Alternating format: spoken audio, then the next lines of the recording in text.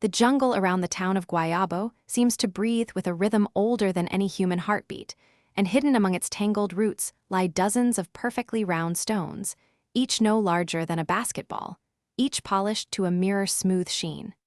How did they arrive here, and why were they left to sit in silent circles for centuries?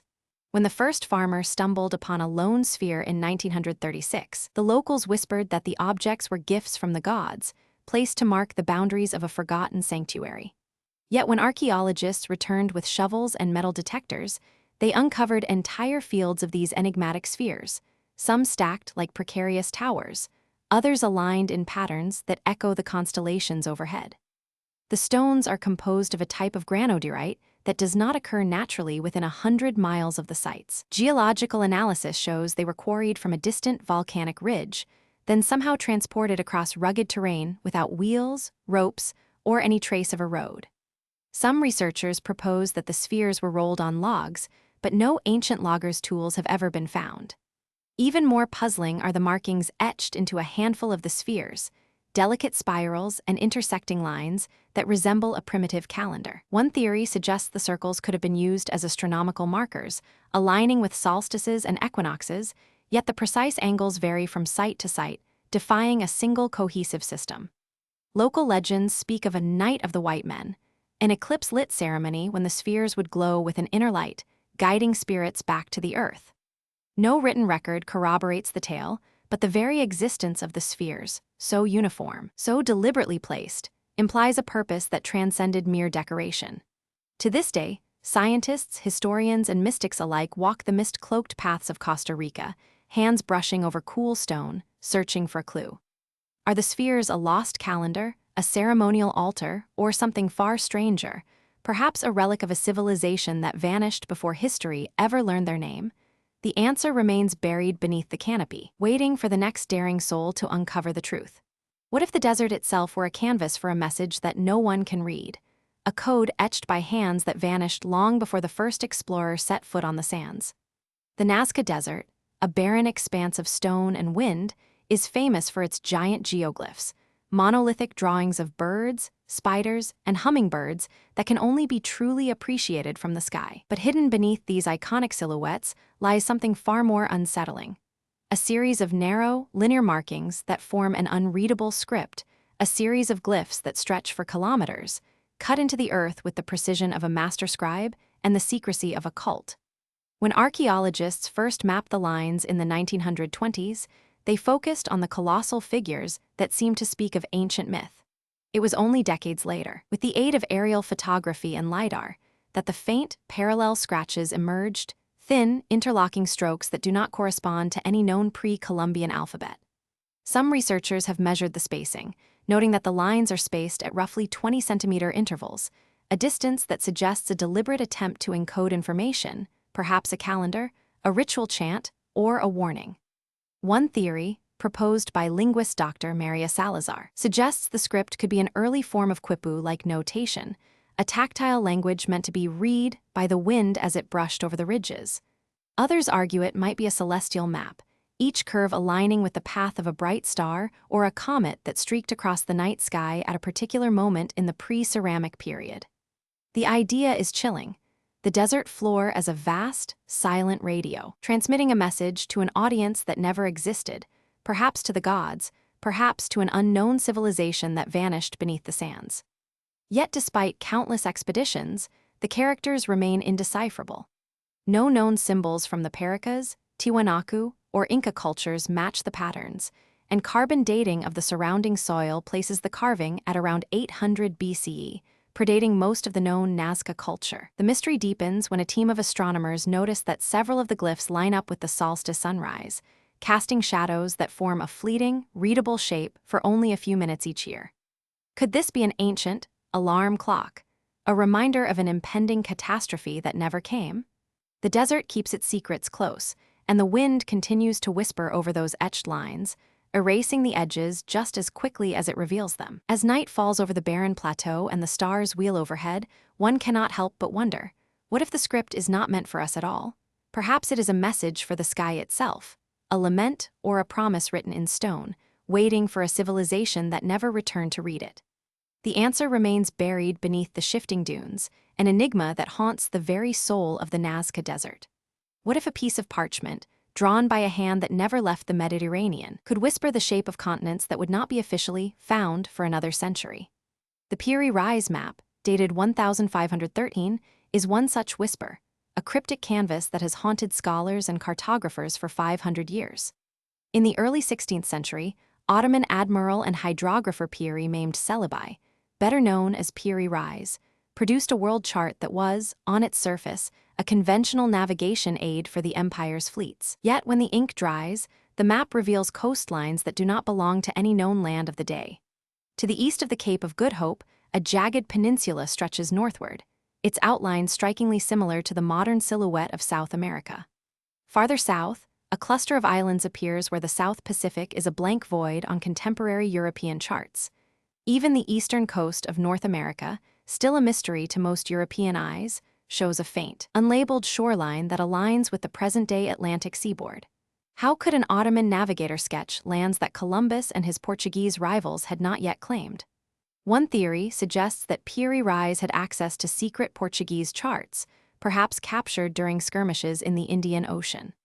The Portuguese, obsessed with guarding their New World discoveries, were known to burn maps, yet some copies might have slipped into Ottoman hands, hidden among spoils of war. Another hypothesis points to the ancient tradition of world memory, carried by sailors who traded stories across the Silk Road, passing fragments of coastline descriptions that gradually coalesced into a recognizable shape. Some scholars argue that the map's extra lands are simply artistic extrapolations. Cartographers of the era often filled empty seas with imagined continents to balance the page. Yet the precision of the coastlines, their curvature matching real geography more closely than any fantasy of the time, raises unsettling questions.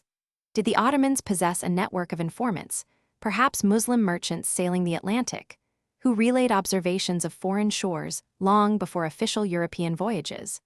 Or could the map be a rare survivor of a lost tradition of Islamic navigation, one that relied on celestial calculations far more advanced than previously assumed, allowing Piri Reis to plot distant latitudes with uncanny accuracy? What remains undeniable is the map's eerie invitation, a silent proof that knowledge of the world's edges was slipping through the cracks of empire, slipping into ink, and waiting to be read centuries later. As we trace the faint lines of that 1513 parchment, we are left with a single, chilling thought. Some secrets of the past are etched not in stone, but on fragile sheets of paper, waiting for curious eyes to uncover the ghostly outlines of continents that once existed only in whispers. What lies at the bottom of the Baltic, half buried in silt and mystery, that has left scientists scratching their heads and conspiracy theorists whispering of alien craft? The answer is a massive, perfectly circular formation, roughly 10 meters across, discovered by a group of Swedish hobby divers in 2011. From the moment they surfaced with their video footage, the world was presented with an object that looks more like a polished stone disc than any natural rock formation. Its edges are unnervingly smooth, its surface riddled with strange, regular ridges that intersect at right angles, forming a pattern reminiscent of a lattice or a honeycomb, features that no known geological process can easily produce.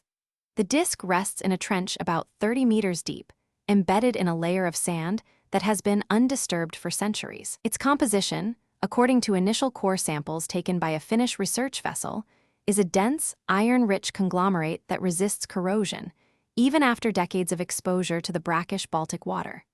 Yet the material also contains a high concentration of quartz and a strange metallic sheen that reflects light like polished steel, casting eerie glints that shift with every wave. What truly deepens the enigma are the anomalies surrounding the object. Sonar scans reveal a faint, low-frequency hum emanating from its core, a sound that can be heard through the hull of a submersible as a subtle vibration. Magnetic readings spike dramatically within a 5-meter radius, suggesting an unknown source of magnetism that defies the usual iron oxide signatures of natural rock. Moreover, the surrounding seafloor bears shallow depressions arranged in a perfect radial pattern, as if someone or something had deliberately placed markers around the disk. Scientists have offered a handful of hypotheses. Some argue that the formation is a glacial erratic, smoothed by millennia of ice movement, Yet the precise geometry and the lack of any striations typical of glacial abrasion make this unlikely.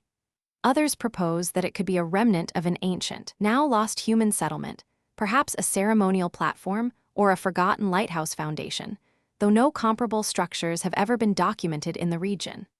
A more sensational theory suggests an extraterrestrial probe, its design purposefully engineered to withstand the pressures of deep water and to emit the faint hum detected by sonar.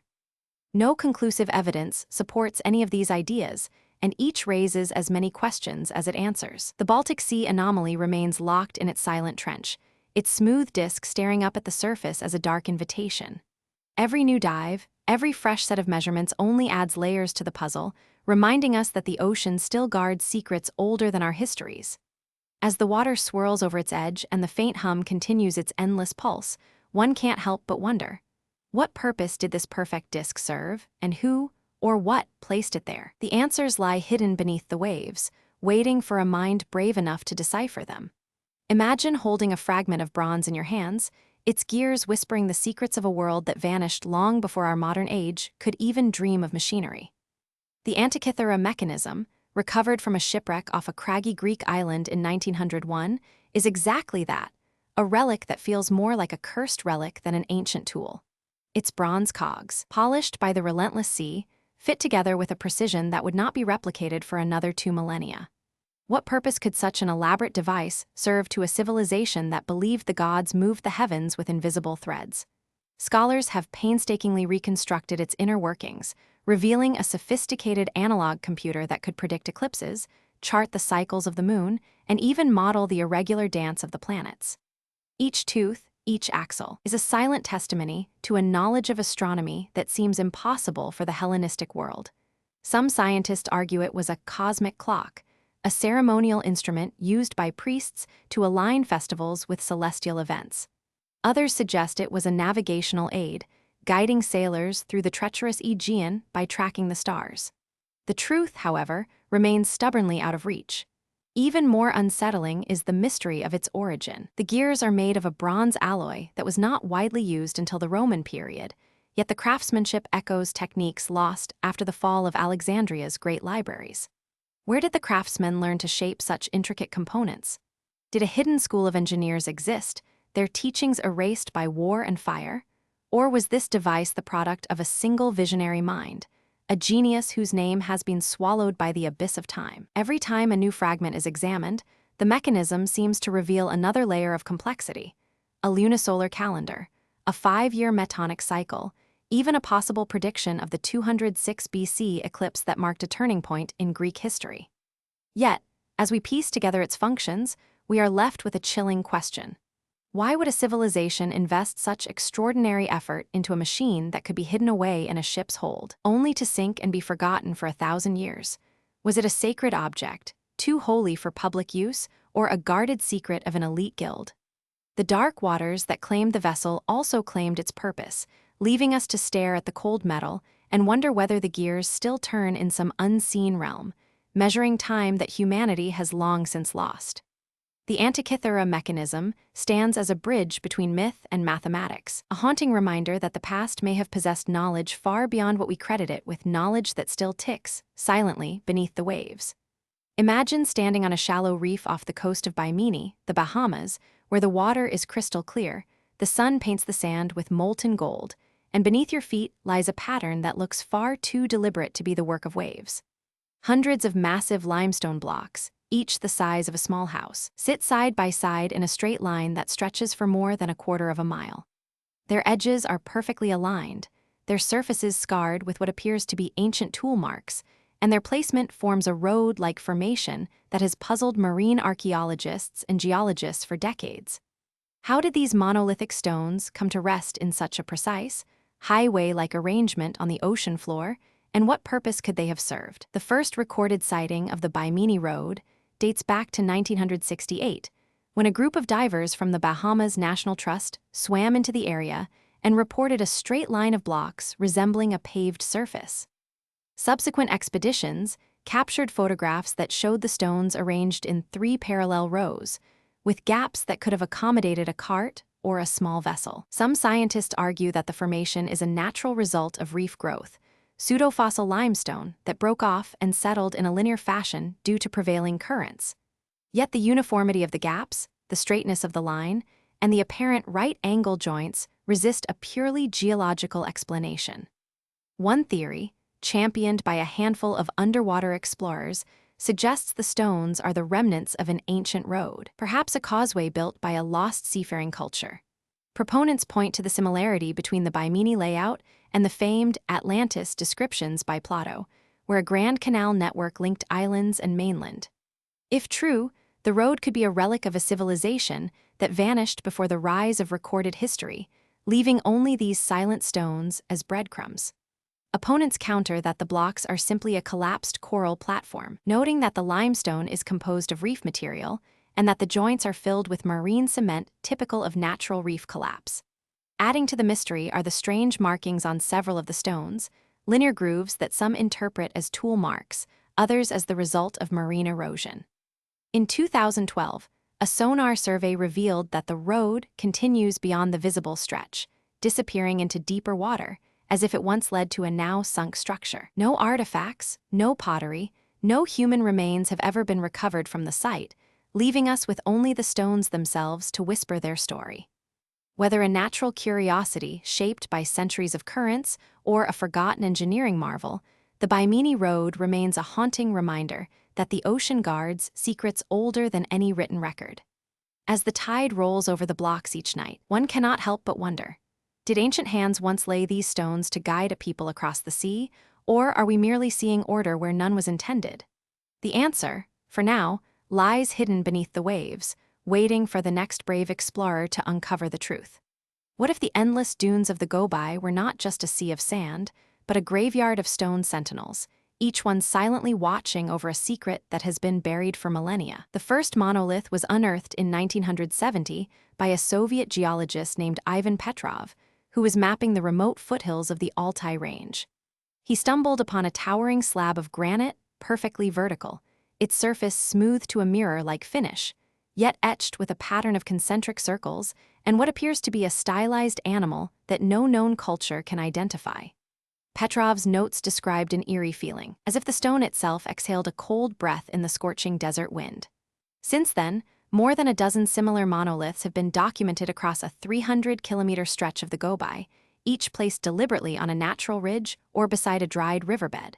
Their dimensions vary, from a modest 3 meters to an imposing 12 meters, but the craftsmanship is uniformly precise.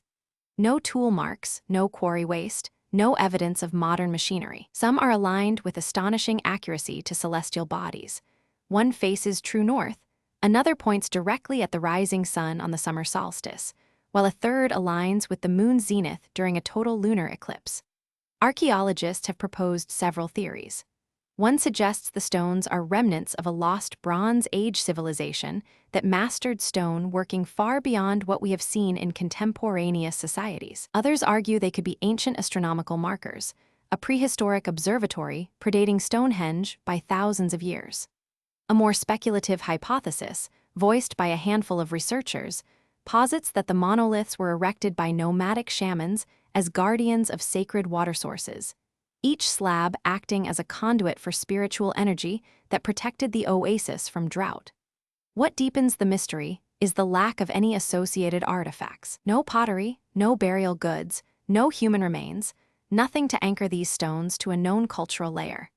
Even radiocarbon dating of nearby organic material yields inconclusive results, as the monoliths sit on ancient basalt that predates human occupation in the region.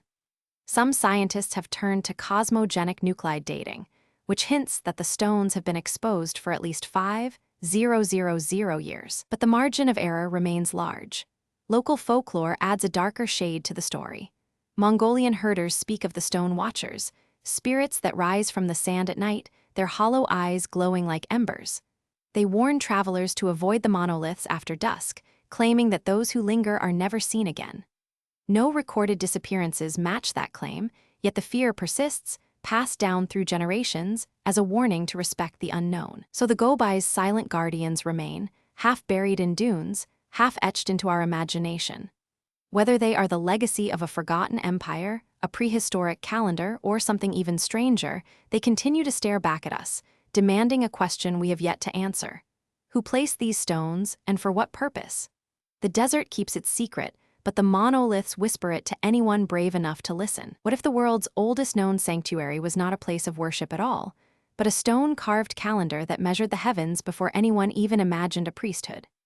Deep in the limestone valleys of southeastern Turkey, beneath a sky that has watched empires rise and fall, lies Göbekli Tepe, a ring of massive T-shaped pillars, each weighing dozens of tons, each etched with the snarling faces of foxes, birds, and abstract symbols that seem to pulse with meaning. When the site was first uncovered in the 1990s, archaeologists were stunned.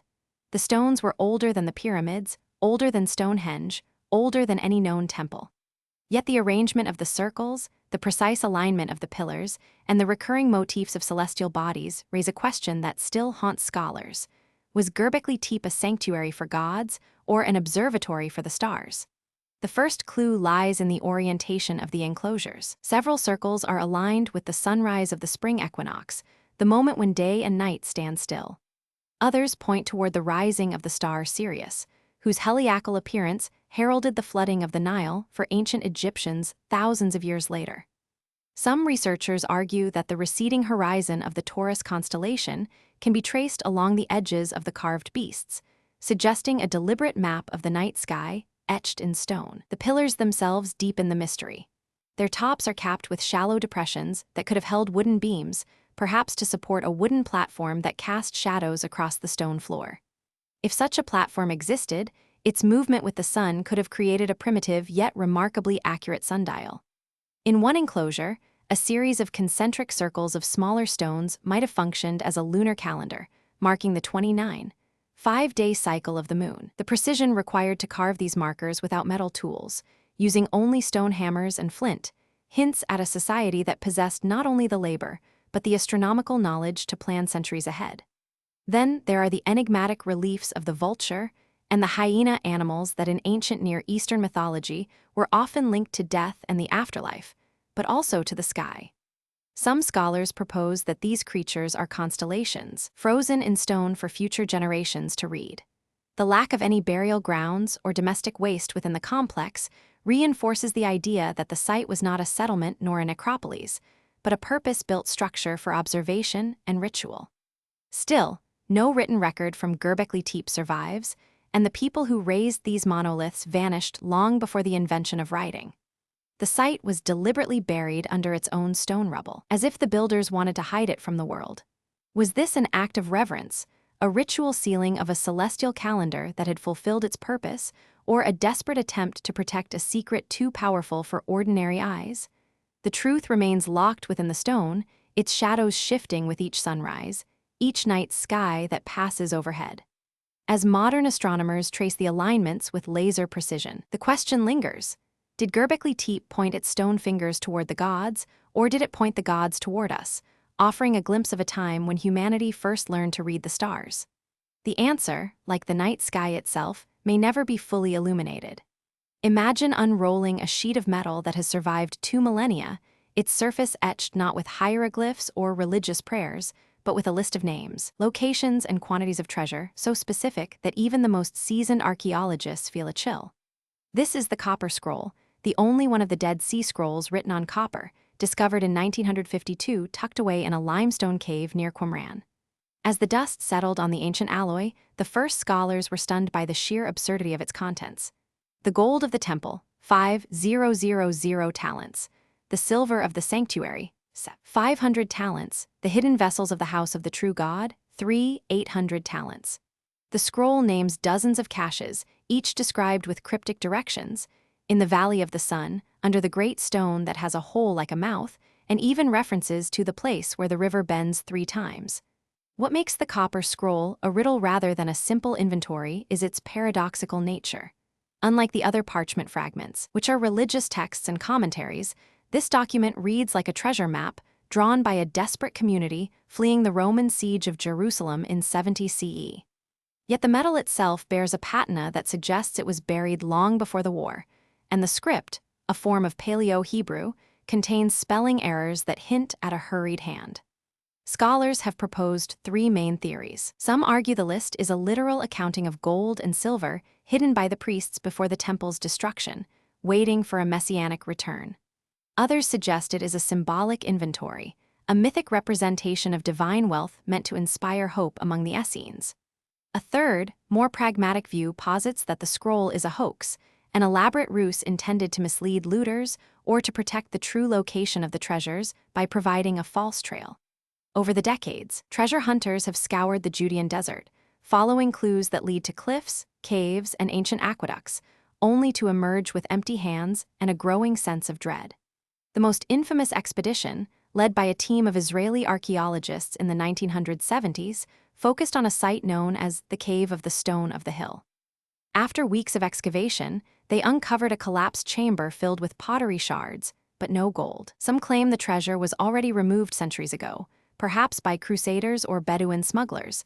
Others maintain it remains untouched, concealed beneath layers of sand, waiting for the right moment to be reclaimed. The Copper Scroll continues to haunt the imagination because it sits at the crossroads of history and myth, fact and speculation. Its copper surface, still warm to the touch after millennia, bears the weight of a promise that may never be fulfilled. As the desert wind whispers through the silent cliffs, one cannot help but wonder. Does the treasure truly lie buried, waiting for a brave soul to unearth it, or is the scroll itself the only treasure, a relic that reminds us how little we truly know about the final days of a civilization that vanished into the sands of time? The answer remains locked within the copper's dark veins, a secret that may never surface. The wind that sweeps across the high Andes carries a sound unlike any other, a low, mournful sigh that seems to rise from the very rock beneath your feet. Travelers who have braved the jagged passes of the Cordillera report a single, solitary stone perched on a barren slope, its surface slick with a crimson sheen that glistens in the pale morning light. Locals call it La Piedra Quelora, the crying stone, and for centuries they have whispered that it weeps blood each night, staining the ground with dark rivulets that disappear at sunrise. The legend began in the 16th century chronicles of a Spanish priest, Father Alonso de la Vega, who described stumbling upon the stone while fleeing an Inca rebellion. He wrote that the stone shed tears of the deepest red, as if the mountain itself mourned the loss of its children. Over the years, the story spread through oral tradition, morphing into a cautionary tale of a cursed land where the earth remembers the blood spilled upon it. Scientists who have examined the site note a number of perplexing facts. The stone is a massive block of rhyolitic lava, unusually porous, and its surface is covered by a thin layer of iron oxide that gives it a rust-red hue even when dry. After rain, the runoff can appear eerily blood-like, but the most chilling reports come from night watches. Several researchers, armed with infrared cameras, have captured faint, red-tinged droplets forming on the stone's crest at exactly midnight, then vanishing before dawn. The droplets contain no detectable hemoglobin. Chemical analyses reveal only mineral salts, yet the hue is unmistakably that of fresh blood. One hypothesis suggests a rare form of capillary action.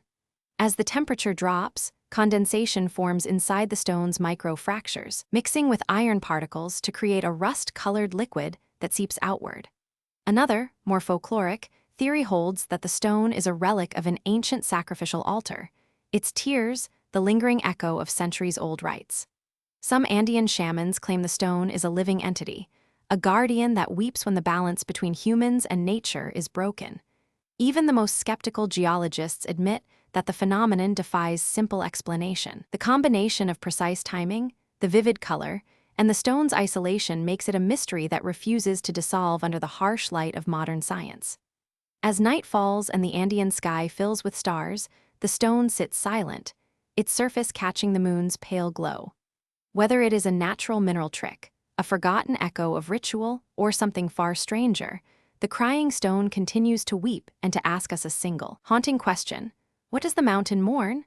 Imagine standing on a sea of sand that stretches farther than the eye can see, the wind whispering ancient secrets across dunes that have never known civilization. Beneath that endless gold lies a hidden language, etched into stone by hands that vanished long before the first recorded kingdom. The petroglyphs of the Sahara, clusters of mysterious symbols, animal silhouettes, and enigmatic scenes, have haunted archaeologists for decades, suggesting a lost culture that once thrived in a landscape now hostile and barren. The first clues emerged in the early 20th century, when French explorer Henry Lotte stumbled upon a series of panels near the Ténéré region. He recorded towering figures of antelopes, giraffes, and even a creature that looks like a rhinoceros with a horn spiraled like a serpent. These images are not mere depictions of fauna. They are arranged in narrative sequences, as if telling a story that has been forgotten by time. Some panels show rows of human silhouettes carrying bundles, their heads crowned with strange headdresses that resemble the ornate masks of later Nubian cultures. Others portray massive, stylized suns surrounded by concentric circles, hinting at a sophisticated understanding of astronomy. What makes these carvings truly unsettling is their precision. The lines are cut with a depth and consistency that suggest tools far more refined than simple stone chisels. Yet no metal artifacts have ever been recovered in the surrounding deserts, and radiocarbon dating of organic material in nearby burial pits yields ages that fluctuate between 8,000 and 12,000 years ago, far earlier than the advent of known Saharan societies. One prevailing theory, proposed by geologist Dr. Miriam Al-Hassan, argues that a once lush green Sahara supported a network of river valleys, allowing a thriving agrarian community to flourish. When the African humid period collapsed around 5,000 years ago, the region desiccated, forcing its inhabitants to migrate or perish. The petroglyphs, she suggests, are a collective memory, a visual chronicle of a civilization that attempted to preserve its identity against an unforgiving climate shift. Other scholars remain skeptical. Some point to the possibility of multiple cultures contributing to the same rock faces over millennia, creating a palimpsest of symbols that we now mistake for a single coherent narrative. Others highlight striking similarities between the Sahara's desert art and the rock paintings of the Sahara's western edge, such as those in Tassili and Adjer, raising the question: were these isolated pockets of artistic expression, or were they linked by trade routes that stretched across the prehistoric Sahara? The mystery deepens when you consider the occasional appearance of a cryptic glyph, a series of 3 interlocking triangles, found on panels scattered from Algeria to Niger. No known language from any African civilization uses this configuration, and its recurrence hints at a symbolic system that could have functioned as a proto-writing. Some researchers, like epigrapher Dr. Lucien Moreau, propose that this could be an early form of counting or a ritual calendar, but no consensus exists. As night falls over the dunes, the stars wheel overhead, and the wind carries the faint echo of distant drums. You can't help but feel the weight of those ancient hands pressing their stories into stone. The Sahara's petroglyphs remain a silent testament to a people who once walked these sands, their lives, hopes, and fears forever frozen in basalt. Whether they were the remnants of a sophisticated, now lost civilization or a mosaic of fleeting cultures, the truth lies hidden beneath the grains, waiting for the next generation to decipher the code that the desert itself guards. The wind howls through the jagged cliffs of the Himalayas, and the snow-covered basin of Rupkund lies hidden like a secret locked away in stone. Why does a place that should be a sanctuary of silence hold a forest of ancient bones, half buried in ice, whispering of a tragedy that has never been fully explained? In the summer of 1942, British surveyors trekking through the remote valley stumbled upon a sight that still chills the spine of every explorer who hears the story. Scattered across the frozen ground were dozens of human skeletons, their limbs twisted in grotesque poses, their skulls cracked as though struck by a sudden, violent force. The bodies were dressed in simple woolen garments, some still clinging to the remnants of wooden shoes, and a few carried the faint outlines of ancient iron bracelets. No weapon, no weaponry, no sign of battle lay among them, only the mute testimony of death. For decades, scientists have tried to piece together the puzzle. Radiocarbon dating placed the remains somewhere between the 9th and 14th centuries, a period when the region was a crossroads for traders, pilgrims, and wandering ascetics. One theory suggests a caravan of Hindu pilgrims, perhaps on their way to a sacred lake, was caught by an unexpected summer storm that turned the basin into a deadly ice trap. Yet the weather records from that era are sparse, and the pattern of injuries, fractured ribs, broken spines, does not match a simple avalanche. DNA analysis added another layer of mystery. The genetic profiles revealed not one, but 3 distinct population groups, each with different ancestral origins. South Asian, East Asian, and even a small component linked to the Mediterranean. How could such disparate peoples have converged in this isolated valley? Some scholars argue that Rupkund was once a pilgrimage route that linked the Hindu world with the Buddhist monasteries of the higher Himalayas, drawing travelers from far-flung corners. Others propose a more sinister scenario: a ritual gathering, perhaps a mass sacrifice, abruptly halted by a sudden catastrophe. Adding to the enigma, the bodies bore traces of a rare fungus that only thrives in high-altitude, cold environments. The spores, preserved within the bone marrow, suggest the victims died quickly, before the fungus could spread. Yet a handful of skeletons showed signs of prolonged exposure, skin discoloration, and insect activity, implying that some may have survived the initial event only to perish later from hypothermia. The mystery deepens when we consider the absence of any surviving written record. No local legend mentions a disaster at Rupkund, and the nearest monastery's chronicles remain silent on the matter. Even the surrounding villages, now long abandoned, hold no oral histories of a catastrophe that claimed so many lives. It is as if the valley itself has swallowed the story, refusing to let it surface. What really happened on that cold, remote plateau? Was it an unforgiving storm that turned a hopeful pilgrimage into a tomb, a sudden landslide that buried a mixed troop of travelers, or perhaps a forgotten ritual gone horribly wrong? The answers remain buried beneath the ice and stone, leaving us with only the silent testimony of the bones and the endless echo of a question that refuses to be answered. What remains when the final enigma finally yields to reason? The question haunts us like a candle's last flicker in a wind-torn cathedral, and yet we stand on the precipice of a world that has already surrendered its most stubborn riddles. Imagine a future scholar, dusting off the stone tablets of Göbekli Tepe, the colossal basalt pillars of Baalbek, the iron-clad skeleton of the Antikythera mechanism, and whispering to a new generation that every symbol, every anomalous alignment, every inexplicable eruption has been decoded, catalogued, placed neatly into the Museum of Human Knowledge. The air in that imagined hall would be thick with the scent of old parchment and the quiet hum of machines that once strained to hear the echo of a forgotten language. In the corners, the bronze heads of the Nazca, monsters, would hang, their elongated eyes still staring into the abyss of a desert sky that no longer hides its secrets. The frozen corpses of the Dyatlov expedition would be exhumed, their trauma explained by a cascade of avalanches and toxic gases, leaving no room for the myth of a vengeful forest. But as the last puzzle falls into place, a deeper, more unsettling truth begins to surface. The human mind craves the unknown. The darkness that once clung to the edges of our maps will not dissolve, it will simply shift. New shadows will be cast by the very act of solving, because each answer births a fresh question, each revelation uncovers a deeper layer of the abyss. When the last mystery is finally solved, what remains is not a clean slate, but a mirror, reflecting our relentless hunger for wonder, our unwillingness to accept a world stripped of mystery.